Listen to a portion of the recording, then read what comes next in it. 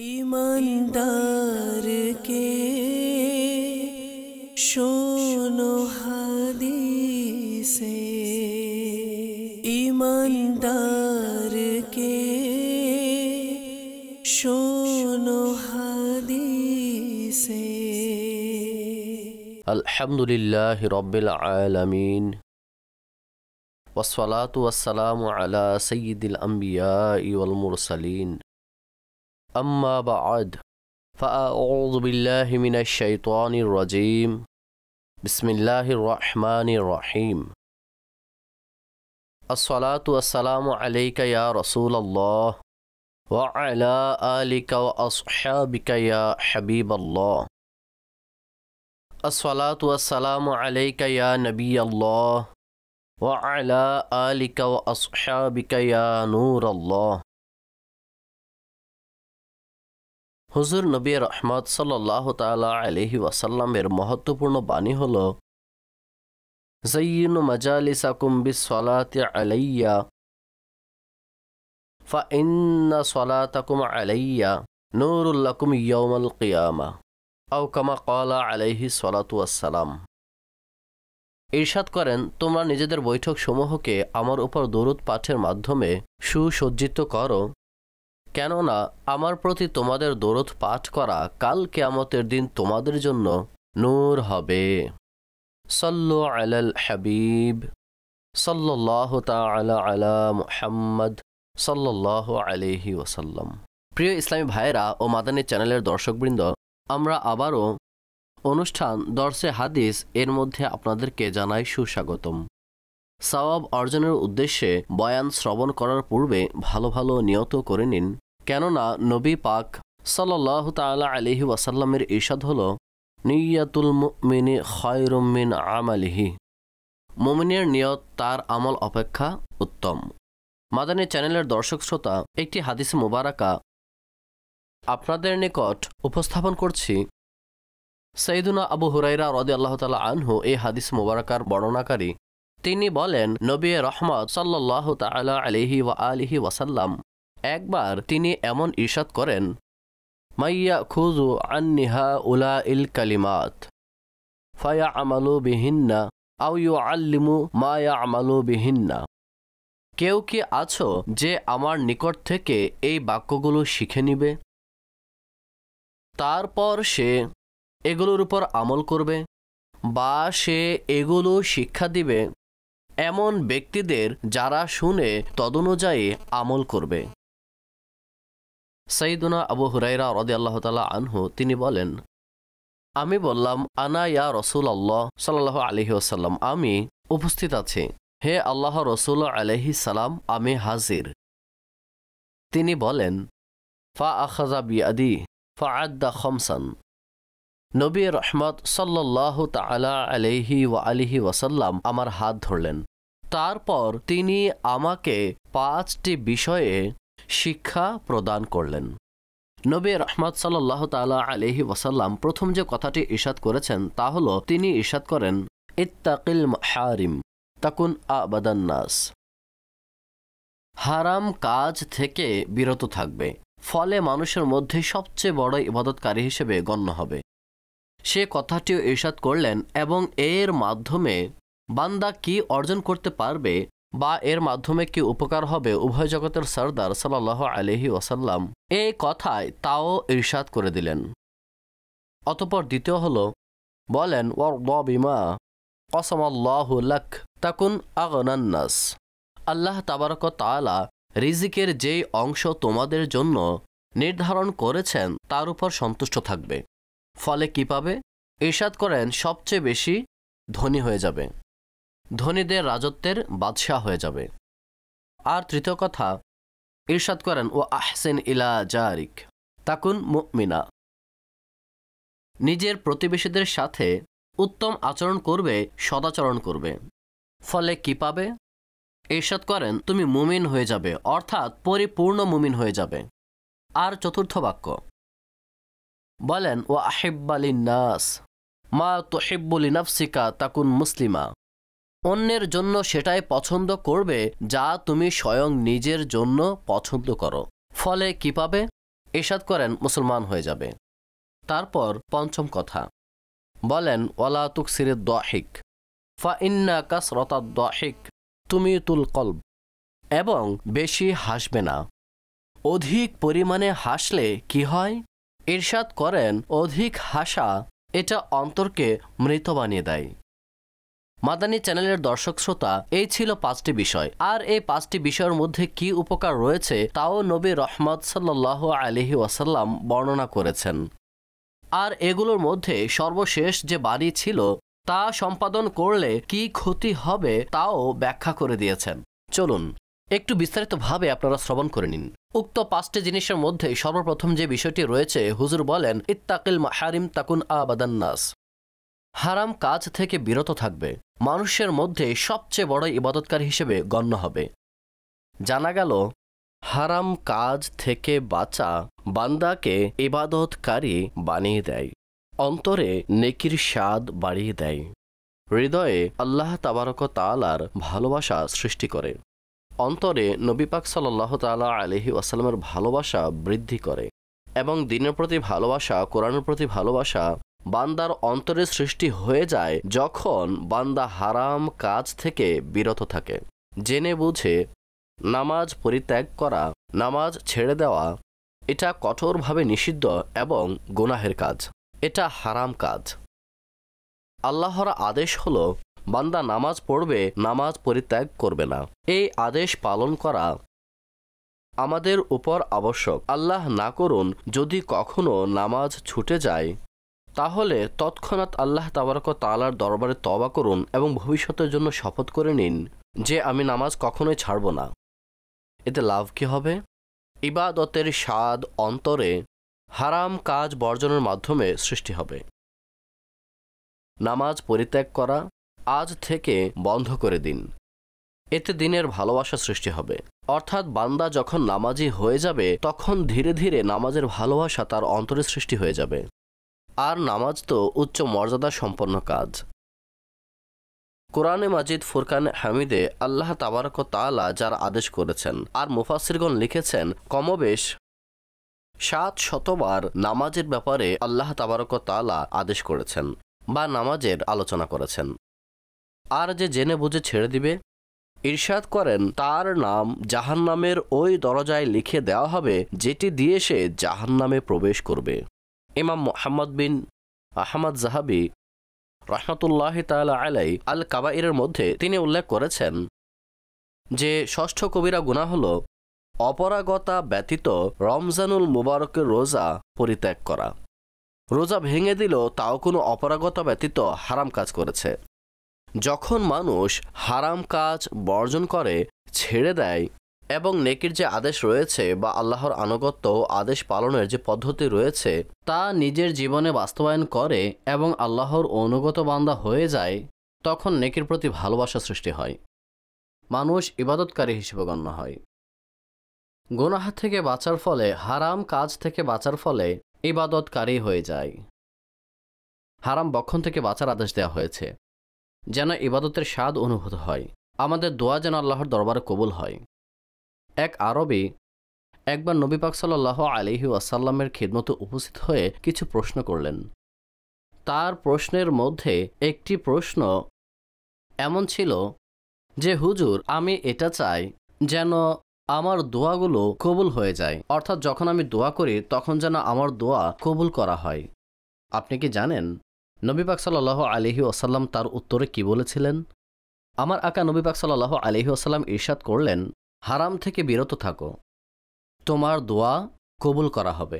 যদি ইবাদতকারী হতে চাই, অথবা আমরা এটা চাই যে আমরা আল্লাহর কাছে ফরিয়াদ করলে, দোয়া করলে যেন আমাদের দোয়া কবুল হয়ে যায়, আমাদের ন্যাক বাসনাসমূহ যেন পূরণ হয়ে যায়, তবে হারাম থেকে বাঁচা আবশ্যক। আমার আকা সাইয়্যিদ আলা হযরত রাহমাতুল্লাহি তাআলা আলাই তার সম্মানিত পিতা রয়সুল মুতাকাল্লিমিন হযরতে আল্লামা মাওলানা নকি আলী খান আলাইহি রহমাতুল্লাহিল মান্নান তিনি তার লিখিত কিতাব আহসানুল ভিয়ার মধ্যে বলেন, খাবার দাবার, পোশাক এবং উপার্জনের মধ্যে হারাম থেকে সতর্ক থাকো, হারাম থেকে বাঁচো। খাবারের মধ্যেও, পান করার মধ্যেও, পোশাকের মধ্যেও এবং উপার্জনের মধ্যেও। এই 4টি কথা তিনি ইরশাদ করেছেন। উপার্জন মানে রোজগার, এই 4টি জিনিসে হারাম থেকে সতর্ক থাকবে। কেননা যে হারাম খায় এবং হারাম উপার্জন করে, যে হারাম বক্ষণ করে, হারাম উপার্জন করে, যে হারাম কাজ করে, ইরশাদ করেন সে যে দোয়া করে তা অধিকাংশ প্রত্যাখ্যান হয়ে যায়। মাদানী চ্যানেলের দর্শকবৃন্দ, আপনারা নিজেরাই বুঝে নিন যে হারাম থেকে বাঁচা তা কতটুকু গুরুত্বপূর্ণ। আর এই হাদিসে মুবারাকায় স্পষ্ট বলে দেওয়া হয়েছে, ইত্তাকুন মাহারিম তাকুন আবাদান নাস। তুমি হারাম কাজ থেকে বিরত থাকো, ফলে কি পাবে? ইরশাদ করেন তুমি ইবাদতকারী হয়ে যাবে। অতঃপর দ্বিতীয় কথা বলেন, অরদবিমা কসমাল্লাহু লাক তাকুন আগনান নাস। আল্লাহ তাবারক ওয়া তাআলা রিজিকের যে অংশ তোমার জন্য আলাদা করে দিয়েছেন, তোমার জন্য লিখে দিয়েছেন, যা তোমার জন্য নির্ধারণ করে দিয়েছেন, বলেন তার উপর তুমি সন্তুষ্ট থাকবে। ফলে কি পাবে? সবার চেয়ে বড় ধনী হয়ে যাবে, বরং ধনীদের রাজত্বের বাদশাহ হয়ে যাবে। কাজে আমাদেরকে আল্লাহর দানের উপর সন্তুষ্ট থাকতে হবে। যা আল্লাহ আমার জন্য নির্ধারণ করে দিয়েছেন আমি তার উপর সন্তুষ্ট থাকব। আপনার জন্য যা নির্দিষ্ট করে দিয়েছেন আপনি তার উপর সন্তুষ্ট থাকুন। আল্লাহর দানের উপর যে সন্তুষ্ট থাকে সে মানুষের মধ্যে ধনী হয়ে যায়। হযরত সাইয়্যিদুনা আব্দুল্লাহ ইবনে আব্বাস রাদিয়াল্লাহু তাআলা আনহু বলেন, নবী করিম সাল্লাল্লাহু আলাইহি ওয়াসাল্লাম ইরশাদ করেছেন, যার প্রাণ বা মালের উপর বিপদ আসে এবং সে তা গোপন রাখে ও মানুষের নিকট প্রকাশ করে না, অর্থাৎ বিলাপ করেনি, দুঃখ কষ্ট প্রকাশ করেনি, বরং আল্লাহর দানের উপর সন্তুষ্ট হয়ে গিয়েছে, তাহলে কি পাবে? ইরশাদ করেন, তখন আল্লাহ তাবারক ওয়া তাআলার উপর হক হলো যে তাকে ক্ষমা করে দেয়া। সে ব্যক্তির জন্য মাগফিরাতের সুসংবাদ রয়েছে। বিপদ আসলো, কোনোভাবে সম্পদ চলে গেল, নিজের উপর কোনো মুসিবত চলে আসলো, কিন্তু তারপরও সেটা গোপন রাখে, মানুষের নিকট প্রকাশ করে না এবং আল্লাহর দানের উপর সন্তুষ্ট থাকে, ধৈর্যশীল ও কৃতজ্ঞ থাকে, তবে আল্লাহর পক্ষ থেকে মাগফিরাতের সুসংবাদ রয়েছে। নবী করিম সাল্লাল্লাহু আলাইহি ওয়াসাল্লামের মহত্বপূর্ণ ফরমান, তুবা লিমান হুদিয়া লিল ইসলাম ওয়া কানা রিজকুহু কাফাফান ওয়া রাদিয়া বিহি। বলেন, সুসংবাদ রয়েছে ওই ব্যক্তির জন্য যাকে ইসলামে হিদায়াত প্রদান করা হয়েছে এবং তাকে এতটুকু পরিমাণ রিজিক প্রদান করা হয়েছে, ব্যাস তা দিয়ে তার চলে যায়, কিন্তু তারপরও রবের প্রতি সন্তুষ্ট। ইরশাদ করেন তার জন্য সুসংবাদ। আর রহমতে আলম সাল্লাল্লাহু আলাইহি ওয়াসাল্লাম ইরশাদ করেন, মান রাদিয়া মিনাল্লাহি তাআলা বিল কলিলি মিনার রিজক রাদিয়াল্লাহু আনহু বিল কলিলি মিনাল আমল। অর্থাৎ যে ব্যক্তি আল্লাহ তাবারক ওয়া তাআলার প্রদানকৃত অল্প রিজকের উপর সন্তুষ্ট হয়ে যায়, তো আল্লাহ তাবারক ওয়া তাআলাও তার অল্প আমলের উপর সন্তুষ্ট হয়ে যান। আল্লাহর সন্তুষ্টিতে সন্তুষ্ট থাকা কতটুকু গুরুত্বপূর্ণ আর এর কি কি পুরস্কার রয়েছে হাদিসের মধ্যে সব স্পষ্ট। আরও একটি হাদিসে মুবারাকা আপনাদের নিকট উপস্থাপন করছি, অত্যন্ত মুগ্ধকর হাদিসে মুবারাকা। ওই ব্যক্তিদের জন্য যারা আল্লাহর দানের প্রতি সন্তুষ্ট, আল্লাহর সন্তুষ্টিতে সন্তুষ্ট থাকে। পুরস্কার কি পাবে? নবী রহমত সাল্লাল্লাহু আলাইহি ওয়াসাল্লাম ইরশাদ করেছেন, যখন কিয়ামত সংগঠিত হবে তখন আল্লাহ তাবারক ওয়া তাআলা আমার উম্মতের মধ্যে একটি দলকে ডানা দান করবেন, তাদের অঙ্গের মধ্যে ডানা গজাবে, ডানা দান করবেন, যার মাধ্যমে তারা নিজেদের কবর থেকে উড়ে জান্নাতের মধ্যে প্রবেশ করবে, আর সেখানে তারা যেভাবে চাইবে আরাম আয়েশ করে বেড়াবে। ফেরেশতা তাদেরকে জিজ্ঞেস করবে, তোমরা কি হিসাব দিয়ে দিয়েছ? তারা উত্তর প্রদান করবে, আমরা তো হিসাব দেইনি। ফেরেশতা পুনরায় জিজ্ঞেস করবে, তোমরা কি পুলসিরাত অতিক্রম করে নিয়েছ? তখন তারা উত্তর দিবে, আমরা পুলসিরাত দেখিনি। তারপর ফেরেশতা জিজ্ঞেস করবে, তোমরা কি জাহান্নামকে দেখেছ? তারা উত্তর দিবে, আমরা কোনো কিছুই প্রদর্শন করিনি। তখন ফেরেশতা তাদেরকে বলবে যে তোমরা কোন নবীর উম্মতের অন্তর্ভুক্ত? তারা উত্তর দিবে, আমরা ইমামুল আম্বিয়া হযরত মুহাম্মদ মুস্তাফা সাল্লাল্লাহু তাআলা আলাইহি ওয়া আলিহি ওয়াসাল্লামের উম্মত। ফেরেশতা বলবেন, আমি তোমাদেরকে আল্লাহ তাবারক ওয়া তাআলার শপথ দিয়ে বলছি, আমাকে বলো দুনিয়াতে তোমাদের কি আমল ছিল, কি ধরনের আমল করতে, অর্থাৎ এটা জিজ্ঞেস করতে চাইবেন যে তোমাদের ওই ন্যাক আমলটি কি যার ফলে তোমরা এই মর্যাদা অর্জন করেছ। তারা উত্তর দিবে, আমাদের 2টি অভ্যাস ছিল, 2টি আমল ছিল। সেগুলো কি ছিল? বলবেন, এগুলোর কারণে আল্লাহ তাবারক ওয়া তাআলার দয়া ও অনুগ্রহ হয়েছে যে আমরা এই মর্যাদা লাভ করেছি। ফেরেশতা বলবেন, সেই 2টি অভ্যাস কি, আমাদেরকে বলো। তারা উত্তর দিবেন, যখন আমরা একা হতাম তখন আল্লাহ তাবারক ওয়া তাআলার অবাধ্য হওয়া থেকে লজ্জাবোধ করতাম।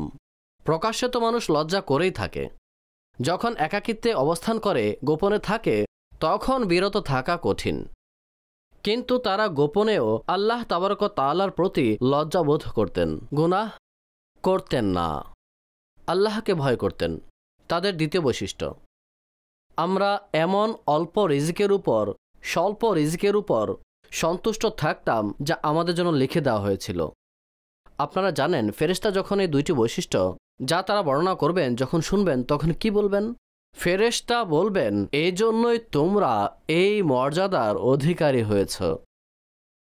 মাদানী চ্যানেলের দর্শক, আল্লাহর দানের উপর সন্তুষ্ট থাকা, এটা মানুষের অহংকারকে দূর করে দেয়, বান্দাকে বিনয়ের রাজত্বের বাদশাহ বানিয়ে দেয় এবং আল্লাহ তাবারক ওয়া তাআলাকে সন্তুষ্ট করে দেয়। যখন বান্দা অল্প রিজিকে সন্তুষ্ট থাকে, তখন আল্লাহ তাবারক ওয়া তাআলাও তার অল্প আমলের উপর সন্তুষ্ট হয়ে যান।